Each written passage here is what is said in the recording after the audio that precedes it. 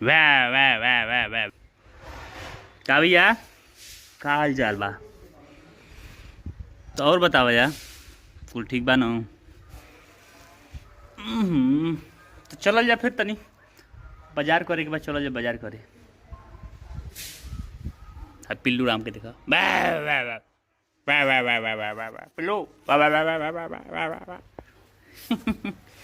पिल्लू राम बेचारू वाह वाह वाह करना।